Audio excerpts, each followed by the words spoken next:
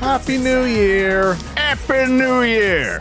It's a completely unnecessary podcast. I can't speak. It's been too long. I've forgotten how to say the name of the podcast. Necessary podcast for Tuesday, January 10th, 2023, alongside Ian Ferguson. That's me. Hi. I'm Pat Contry. On the show today, we'll be talking about, it's almost like a best hits when you're gone for almost a month. A lot of stuff happens. Good thing, because a couple weeks ago, some of the stuff wasn't hitting. A certain ex-CEO of Intellivision is back in the news with a lawsuit levied against him. WADA shenanigans. We have a Patreon poll. We have a question and answer thing. And the top of the show, we have to do the announcement that is on Twitter and on Patreon, that episode 350. We love fives and zeros here. We do. Episode 350. We got both. We got a 5 and a 0. The 3 is just hanging out. Episode 350 is going to be the last weekly episode of the CU podcast. After that, we'll be having occasional specials that will film and have in audio and video version. Stuff like the Victory Lap. Voicemail specials. We're not going away entirely. Themed episodes, things like that. We're old men. We're going to slow down a little bit. I got a few more gray hairs than when we started almost 10 years ago. And both of us have other interests and things that maybe we want to do. There's stuff going on here and there. Yeah, it happens, but you'll see us. I'll still be doing some writing for the Patreon. I'll try to do. They're not going to be massive, but I'm going to just try to cover some topics like we would on the podcast on Tuesdays. Post that up, almost like a little newsletter. Yeah, and like I said, we're definitely gonna do, when the Amico thing collapses entirely, we'll do a Victory Lap episode. You'll see us back when you think you're gonna see us back. Let's put it that way. And the first special is gonna be the response to the CEO video that was a private video, even though he tweeted it out publicly everywhere. That'll be the first special that we'll do. March sometime? Maybe sometime in March. We got 4 more episodes, regular episodes, including this, that we're going to do 2 this month and 2 in February. February, the worst month of the year. The most depressing month, in my opinion, is February. At least back east it was. It was miserable. February winters. Oh, February, you're just in the middle of this shit and you want it to end, but especially in Buffalo, you've got at least another month, if not 2. Plus, it's like when you're a kid, you have no days off until Easter sometimes is sometime in April. It's it's never ending. You get MLK Day off, but that's it. You don't get anything else off. President's Day? I didn't get President's Day off. You didn't get President's Day off? No, not private school. Public, you did it maybe, but not. You got different ones than we did. Well, no, I did Catholic school for a while too, which is why maybe I'm confused. Maybe I didn't get that one in Catholic school, but I did get it in public school. President's Day is more like like mattress holiday. Yeah. Hey, Lincoln and Washington were born within the same few weeks. Let's do a sale. I bought my Techniques turntables in, I think it was I replaced my Geminis in 1999 or 2000, and it was a President's Day sale. It was the best deal I had ever seen on these turntables, too. Oh, wow. No one cares about any of this shit. It's a sale holiday. That's exactly what it is. It's the same thing with, It's the blow out your overstock from Christmas sale. Okay, that makes sense. The same thing with you get off for, you're supposed to get off for Memorial Day. There's sales usually then. Any patriotic holiday sales. July 4th, there's sales. There's usually Labor Day sales. Yeah. There's all the sales. Because they figure you have an extra day on the weekend usually. Well, July 4th is not a weekend holiday, but they plan around that. We would have Columbus Day sales back east. There was always Columbus Day sales. Yeah.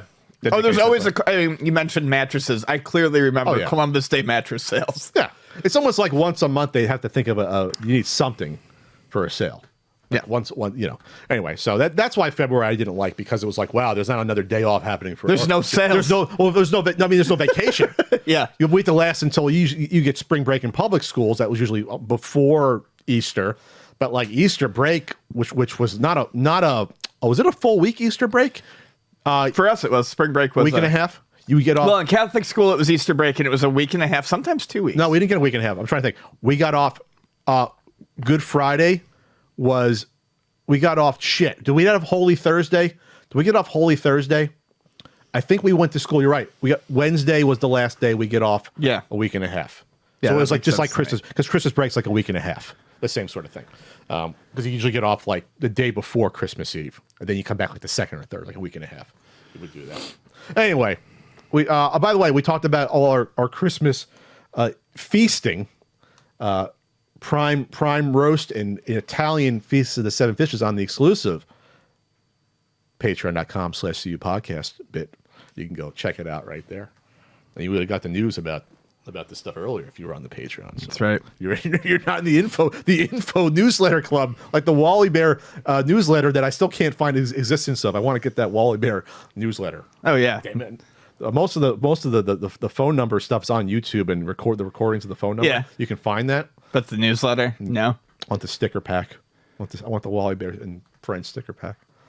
Ian, did you play a game recently? I did. I wanted to just mention Hyper Gun Sport came out a couple weeks ago. It is essentially a cyberpunk volleyball game in a way, 2-on-2. Talk about this for years. Takes a lot of cues from Windjammers. Game started development in like 2014 sometime, and it's developed by my friend and his crew at Necrosoft Games, and I was really looking forward to it. It went through a lot of trials and tribulations. The original version of the game ended up getting released on Stadia. Stadia, of course, shuttered. So Hyper Gun Sport is, there's some rule changes. Well, let's explain what it is. It's 2D, right? It's 2D. So it's 2D. Like I said, takes cues. So it's 2D, two players, kind of volleyball. You get a net in the middle, and there's two characters for each side. There's a striker and a keeper. Okay. The keeper is the one that you see kneeling down by the goals. The keeper does not move left or right. The keeper can only shoot at an angle, and the keeper generally gets 2 shots at a time, whereas the striker only gets 1. Okay. You use the shots to keep the ball in motion. In Hyper Gun Sport, the rules have changed, so I'll just go with those. Every time the ball crosses over the net to come back to you, your gun reloads. Okay. If you shoot the ball while the gun is on your side of the net, it will reload after a set period of time. Gotcha. In Hyper Gun Sport, hits on the floor don't count. Only hits to one of the 3 goals count. And all the different levels are different with how the goals are. So it's kind of like a fast-paced Pong with guns. It's Pong with a net you have to shoot over an arc versus straight. It's Windjammer. I mean, it's a lot of Windjammers in there too. And if you both shoot it at the same exact time, it'll do a super shot, which goes really fast. And then there's a special meter that fills up. If both on the same side hit it? Yeah, if you time it both? Yeah, if you time it, you do a super fast shot. There's a special meter that will give you special weapons. But it's all very fast and fun. I'm just really, really happy to see it come out. I wish more people would play it. It's a game that will definitely have a cult following at conventions and stuff like that. So I'm really happy that they finally got it out because it's fantastic. It should have a bigger audience than it does right now, or it's going to. But I'm really looking forward to their next game, Demon School, which is getting all sorts of press. So, maybe we'll see them revisit it in the future. I don't know. But yeah, definitely worth checking out. If you wanted SNK to make a sequel to Windjammers, that's not Windjammers 2. If you wanted to see them keep making these types of sports games, Gunsport is that sequel, and it looks like a Neo Geo game too. So I would say pick it up. Sort of it's definitely got an amazing soundtrack. The graphics are fantastic. So yeah, check that out. This is almost like a greatest hits even intro. Oh yeah. Yeah, we may be going away, but this episode itself is really just hitting all the beats. This should have been the last episode. Right. The Atari VCS is going to be discontinued. Yeah. I don't think anyone is surprised by that when they put all of those VCSs on sale. I almost got one. I waited like an hour too long. I'm like, oh my God, it's like $150. If I could have gotten it for $100 like a bunch of other people did, I probably would have. It was the premium one that was on sale. It was like the $350, $400 version for $150 or whatever. I was like, even the controllers, it's worth that almost because it included like the $50 joystick, the $50 gamepad. I'm like, that should be worth it to get it. The joystick is supposed to actually be fairly nice to use too. Yeah, they cleared them all out. It's got a spinner in the center. Yeah. It would have been interesting as even a USB device. Exactly. And I was just like, I should have pulled the trigger. But then I was thinking, what the hell am I going to do with the unit? What are we going to do with that? Have Ian Kimura slap something on it? Nothing. We're not going to do anything with it. This is from Eurogamer. Wesley Yinpool reporting.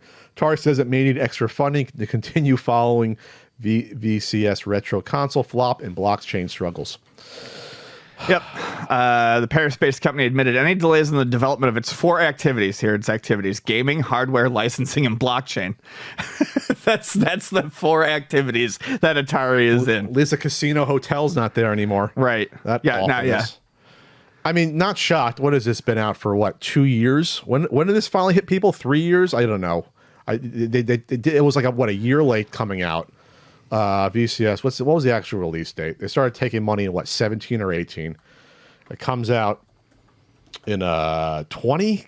God, I'm confusing that with the freaking Polymega being delayed for like a year and a half. No one even talks about that anymore. What the fuck happened? I don't know. They can't make enough. I think to get them out. They're still trying to make them. Yeah. Yeah. It's just that's it.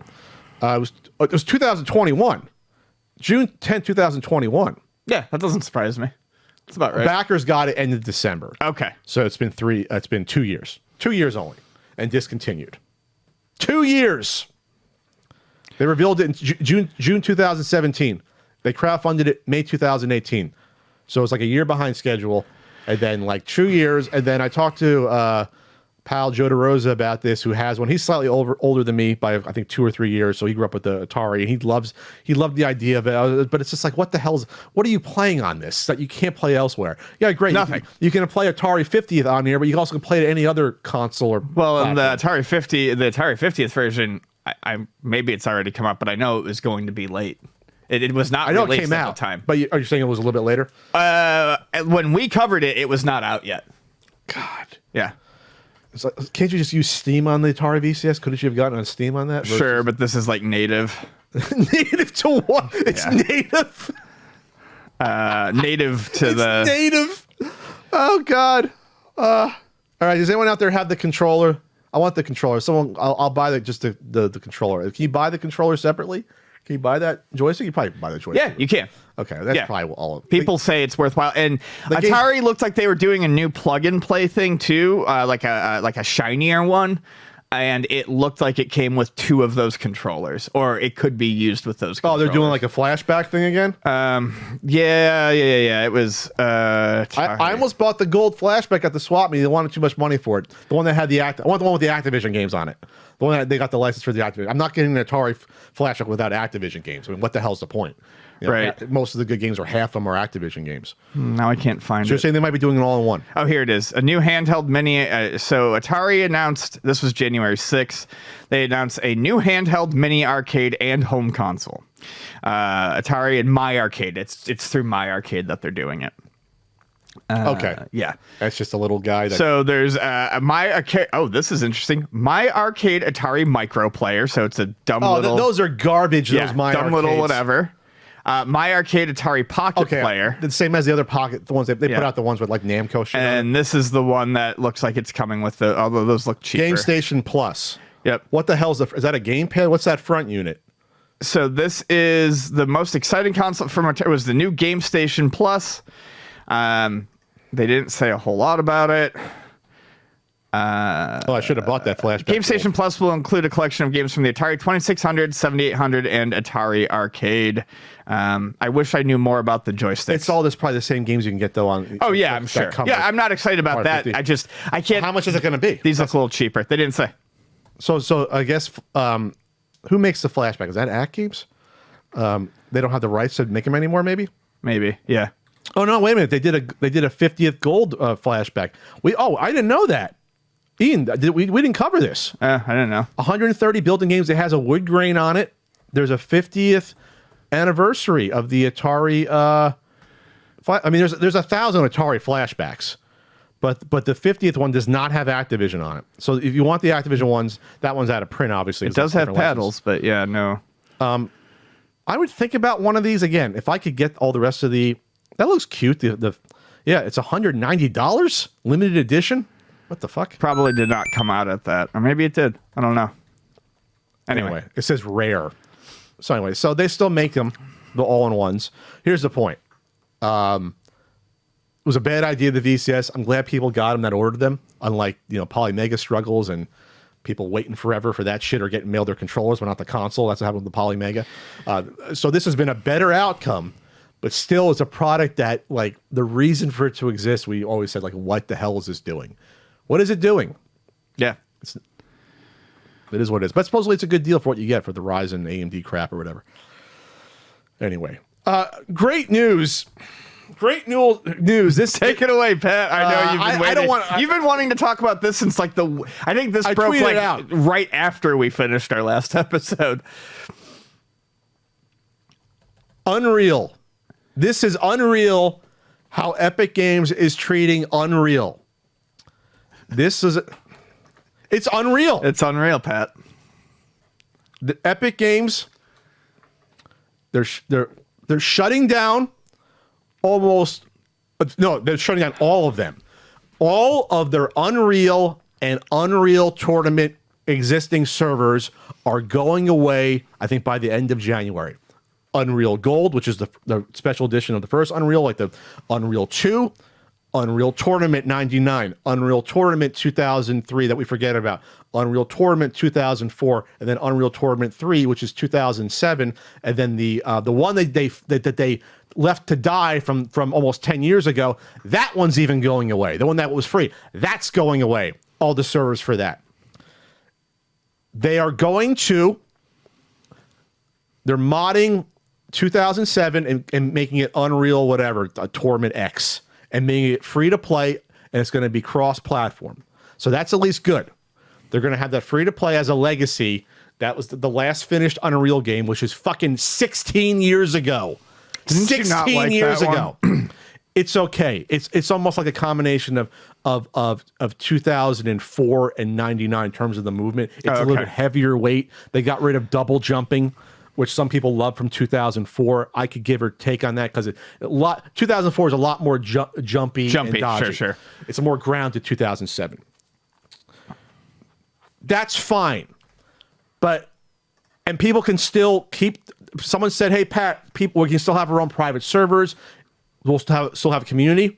That's not the worst part of this.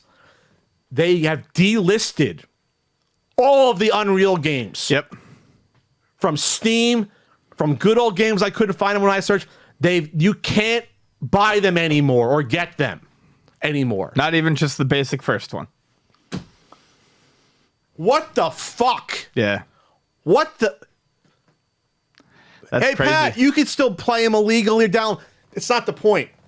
If you want to keep the legacy of these games alive, they have to be in the public eye somewhere so that you can access them legally and have people find them even by accident. Be like, hey, you know that thing that's taken over Hollywood and gaming? I don't know, the Unreal Engine? Maybe if we can go back and find the game where the Unreal Engine was created for, and we can look at that game and play it, and now you won't be able to. Officially. It's insane. It's nuts. It's fucking nuts. To just like cut down your history like that. I cannot believe it did not get bigger play than me trying to whine about it on Twitter. Yeah. News. This is insane to me. It is. You can't keep it for sale even for like $1. These games are these are classic. The first Unreal Tournament and 2004 and the first Unreal were like game of the years. These were not like shitty games they were big games when they came out. And it's just a slap in the face to your own history, Epic Games. You can't throw a couple of fucking bucks on them at the servers and keep them open. This is a disgrace. I'm gonna be like mad. This is a disgrace. It's disgraceful. What's even weirder about it is when something like that happens, it's usually in response to an announcement or something. Hey, we're bringing out this game. We're doing this. Not that it would have made the decision any better, but it would have. That would have been my thought. It's like, not that that's good, but hey, we're getting rid of all these, and now you have to buy the compilation. But no announcement of that. So, yeah, I don't know. Maybe it's because there hasn't been a game in 16 years that people just didn't realize that this news was coming out. And then the Unreal Tournament Alpha one, the one that was supposed to be Unreal Tournament 4, that's going to be gone too. And it's like, okay, like I said, people will be able to create their own servers to keep it going. I don't know. It's dumb. I felt like I was a madman talking about this in the past, but now it's like I'm a conspiracy theorist, but it came true. The aliens have landed. They don't give a shit about their legacy product. It's literally the basis of the Unreal Engine started with Unreal, and Fortnite and like Gears of War would not exist without Unreal. They would not exist. Fucking annoyed, Ian. I know you are very sad and annoyed. It's like the one game franchise I'm passionate about because I used to play it like competitively or semi-competitively. I was always like, I wasn't bad, I wasn't great. I was like average, above average. Yeah, you always said you were decent. I was decent. I was a good role player. I'm off the bench. Yeah, I was a Dante DiVincenzo. Not an all-star, but a good plug-in guy. You're a Sadiq Bey. You know. You're an Alec Burks. You're an Alec Burks. Alex Burks, okay. Alec Burks. Alec Burks. That man's been having an insane bench season at his age of, I don't know, 31. They're also getting rid of other ones. 1,000 Tiny Claws, Dance Central 1 through 3 is going away.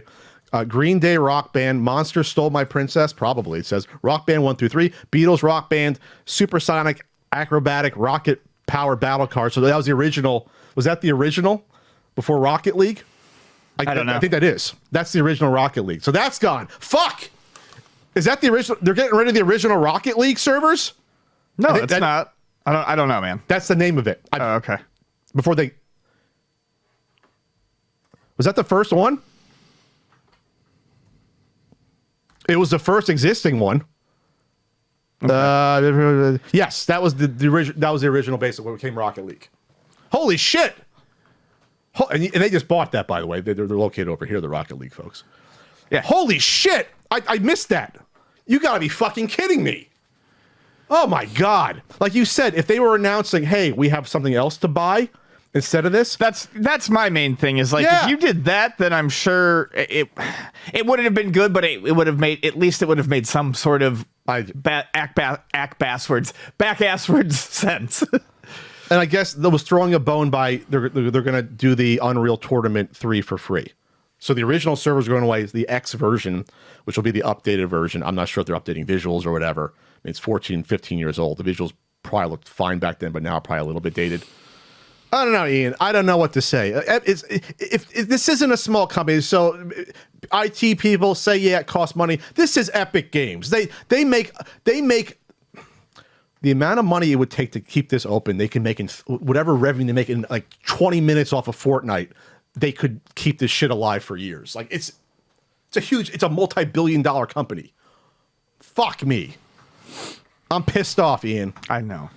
Logan Paul is getting dragged to hell, thankfully, because of his shenanigans with his scam fucking CryptoZoo shit that all his followers bought the coins for. A game was never made.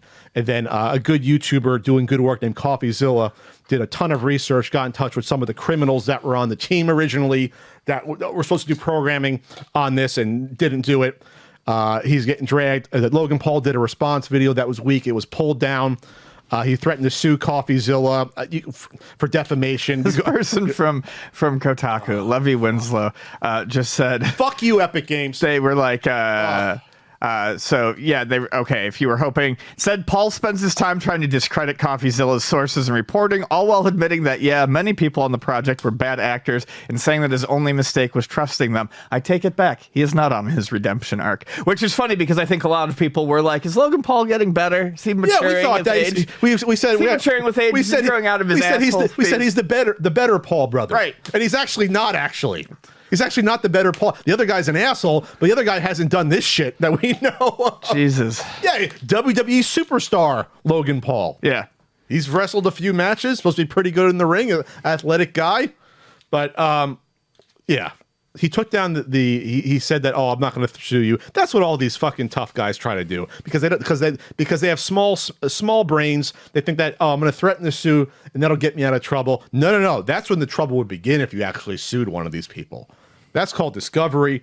Your ass being deposed and looking into all the history of what you fucking did, subpoenaing your emails and your all your text messages. You want to go down that road with someone like that? Has a full lawyer team that would, if CoffeeZilla got sued, he'd raise $250,000 defense in like a day. And maybe more than that. He'd be fine. How did I miss some of this shit? I'm fucking the first Paul focuses on what he calls 3 discrepancies in CoffeeZilla's reports. This is just a wild paragraph. The first point was about the CryptoZoo developer who fled to Switzerland with the game's source code and held it hostage for $1 million. Paul dragged frags CoffeeZilla for having kept the individual anonymous and calling him Z in his reports.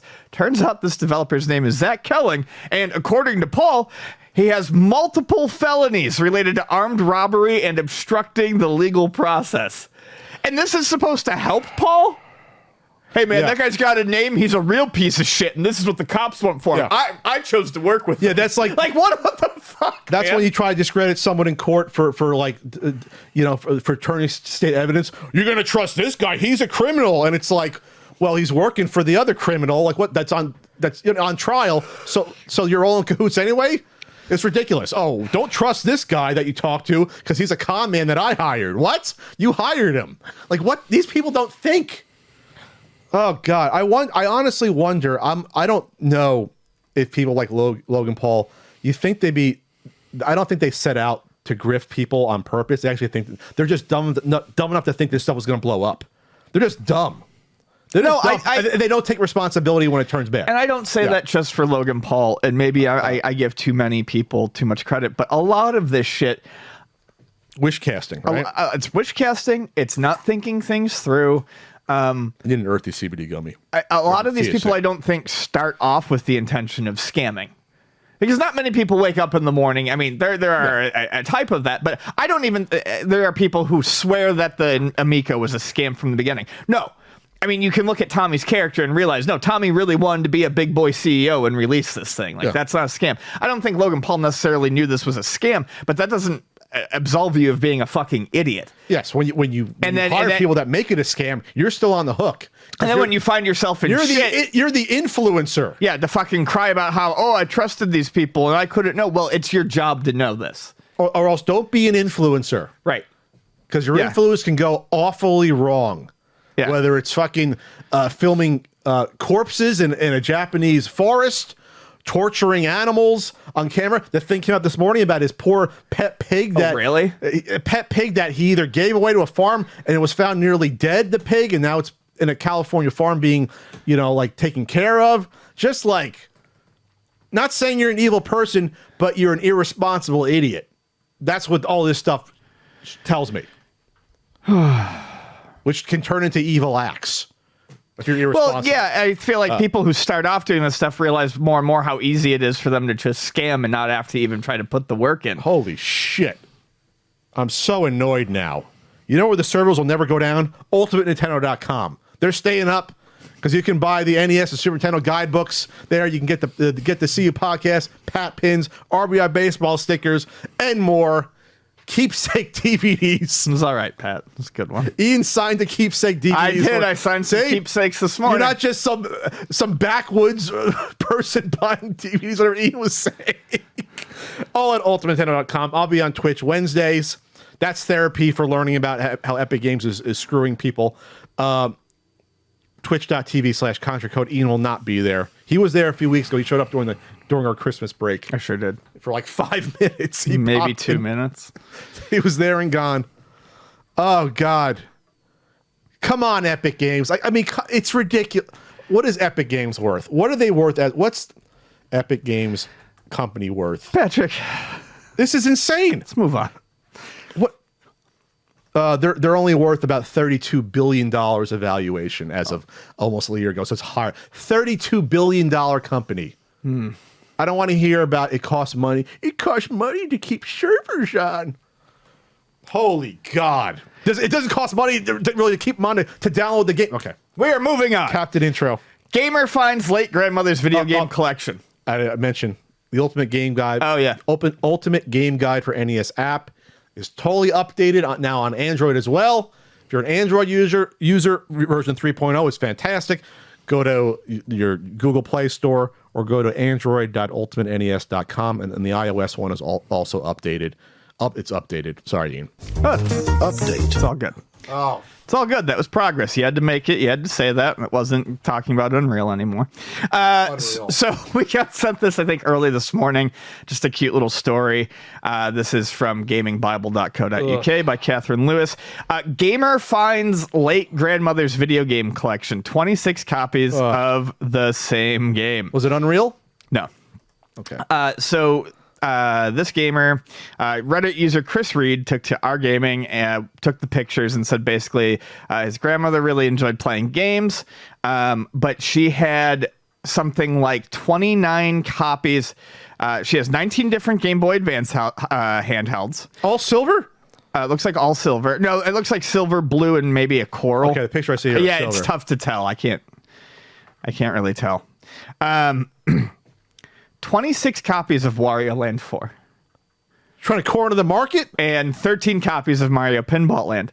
And it's cute because they were her favorite games, and he said she just probably didn't ever know how to overwrite her save files. So she would play them and then just keep buying copies of it. Because she didn't know how to start a new game? Yeah, didn't know how to delete the save files and start a new game. Oh, basically. come on, Granny. You got to ask. That's why we have grandkids to ask. But that's still pretty adorable. I think she's trying to corner the market, Ian. I don't know. I'm not giving Granny the benefit of the doubt. She's doing like that person did with the Game Boy. What the hell was that game? They cornered the market on. Oh, Rampart. It was Game Boy Rampart. Black and white Game Boy Rampart. They cornered the market on purpose. They raised the price. They doubled the price. Apparently, she also left a number of tutorials printed out from online websites, as well as messages for her grandchildren explaining the games. I love her very much, and this memento is very bittersweet. Maybe it was Wario's love for garlic. God, so that was really, really cute. I gotta get a haircut. I like it. It's too big. Oh, you know why I didn't get a fresh cut? Excuse me. I'll announce it at the end. I'll announce at the end of the intro. I'll announce it. Where are we at? Oh, VHS grading video by Red Letter Media. this was sent to me a few times. Red Letter Media, who does really good reviews of stuff, they blew up originally picking apart the fucking Phantom Menace and saying the same things that me and my friends were saying when we were watching the behind the scenes and DVD extras back at the turn of the century. How ridiculous it was with people behind the production and Lucas not knowing what the fuck. Huda Man, Yoda Man. Lucas would literally look at the board of artist sketches of stuff and take two markers, pink and yellow, and mark good and bad. Like that was the creative process of George Lucas, letting other people create shit for him. It's like good, bad, real, no. Sorry. Anyway, so they did a great video talking about the rise in VHS sealed tapes. They talked about the $75,000 Back to the Future tape that the Biff Tannen actor signed. It was his personal copy. Yeah. Talking about how these are going for money. Talking about it was Mike and Rich Evans talking about what makes something collectible. They brought up sealed video games for a second. It's like, hey, this is a new thing. Sealed video game collecting, blah, blah, blah. And I left a comment just about how these people are trying to run the same exact playbook as they've done with video games. They probably did it with sports cards or some Pokemon cards years I'm sure before. comics probably started that way before it evened out. And obviously. Comics got big in the 2000s, how they blew up. The Marvel movies helped that even more. I mean, they're always big, but like comics even went to another stratosphere. These not saying the same people, it's the same strategy. You try to inform people of the differences between this stuff as they try to do with the games. Oh, look at the differences in the seals on this version versus this version. Same thing with the VHS tapes. Well, look at this little line on this tape. So that's what I was going to say. Like it's not a whole lot to say without it sounding like we're just doing another video game collecting segment, because a lot of the beats are the same. Good points I think they made were something that we always talk about. You start with something popular if you're going to create a market. If you're going to get people into it, you do. That's why you did the Mario Brothers. That's why you do this Back to the Future. You do something that is very, very common. You find a way to make it unique or rare by looking for a misprint or something, or it's this version, and you sell it, and then you get people into it, and that's how you get people into the under stuff, like the stuff underneath it. They also made the point that we always make: rarity only matters if enough people give a shit. You can have something that is genuinely one of a kind and the only thing in the world, but if no one wants it, no one cares, which is why you start with something popular and just try to inflate the market. So rarity only matters if enough people give shit. It's like we talk about. I always use the example during the height of the NES collecting, something like a rare game that no one cares about, like say Supercars, or at least very uncommon, is something that people would pick up because they collect this shit. They want a full set, and it's the market right now, so they buy it. Yeah, almost no one grew up with Supercars, right? But no one's buying it now. Because at the end of the day, if people aren't collecting full sets, and I'm glad that we've moved into collecting of things where full sets is not very achievable for a lot of these things, because that's what made some of these games pop up, was like, well, we can get a full set, so I need this game, so this game's gonna go up anyway. Well, I think Pest Terminator is worth any money, because right. No one wants the game in general. They did mention the Nintendo cartridges. They were talking about Beanie Babies, and they were talking about the Princess Diana one, and this is interesting to me. Princess Diana Beanie Baby can be expensive, but they made thousands and millions of them. There were tons and tons of them. However, that was when they pump in like QVC. How do you make something expensive? Well, you look for something that's different within them. This is how the video game market started making things like box complete copies of Super Mario Brothers worth money. So different variants. So they talk about how there's a variant for the Princess Diana Beanie Baby that when it was first released, that they used heavier pellets. So now people look for these heavy pellet ones. So now there's something that's expensive again. Like, as long as if you keep taking a collectible and narrowing it further and further down and find out all the weird differences you can find between production runs, that's how you make a collectible out of something that is everywhere. Yeah, so that was actually the same, because like that's the only Beanie Baby that they say it's still worth anything. Right. The rest all collapsed, obviously. Sure. God, even my grandma had some Beanie Babies. Like, it was people lost everything on Beanie Babies back. They lost everything. Oh yeah, sure. Investing in a fucking children's little plush that everyone else was also investing in. What could go wrong? And they're brand new items that are artificial scarcity. Anyway, so it looks like the Princess Di one, which is the most famous bear, I've heard of it. You can buy it. The regular one is $23 or best offer for the regular one, just the regular one. But the same one, I guess that's the rare one. With I guess it's different pellets in it. People are trying to get $500 for it. They're trying. They're trying. The Diana bear. They're trying. But like, even that would be weird, because you still have to be a Beanie Bear collector to care about that. Beanie Baby collector enough to care, yeah. You know what I mean? Did I say Beanie Bear? Beanie Baby. It's just weird. So they brought up this Nuki thing. So Nuki, I guess, on the show, they must have brought up, it's a South African ET knockoff from like 87 that they never watched. And people would send them this tape. They had over 100 of them, but one they had was sealed. They had one sealed, Ian. They got it graded, and this is the only part where I kind of get, these guys are over the top. They got a wood chipper, destroyed all the other copies they had. Okay, this is what I'll say. I never like seeing when people destroy something. I don't think anyone's gonna. I don't think that's gonna crater or affect the Nuki market. I realize it was mostly done for show. I don't like seeing it. However, in the same breath, I will also say that I really enjoyed watching VHS tapes go through a wood chipper. It was a lot more satisfying than I thought it was. It was all ribbons and stuff. Yeah, all the ribbons that get fired out. It was neat. I just don't like it because I don't either. It's shot. Their auction went for $80,000. And they said everything was going to charities. Everything, and I trust them that they're going to do that. They did this with Star Wars. They got an aquarium of Star Wars, vintage 70s, 80s Star Wars figures. Did the same thing. Those are probably the more common ones, but still, that's tough to see. They poured some chemicals on them to basically disintegrate them and ruin them. I don't like seeing that shit personally. But now they've created a collector's market probably for Nuki, because now there's notoriety to this. Yep. And it's not like this is be so rare you won't find a copy. You'll still find them here and there. 100 is not probably near how many that they made. So now there's going to be a collector's market for Nuki because of this. I guarantee you there'll be a collector's market. Sure. If I see a Nuki, I'm going to buy it because it has notoriety. I just think it's funny. Yeah. But no, they didn't destroy them to increase the value. It was a tongue-in-cheek. Yeah. Joke. Well, yeah. It's not actually going to do it. But, They were making a point about it. That's what they were doing. I understand it in this instance, but it gives people the wrong idea.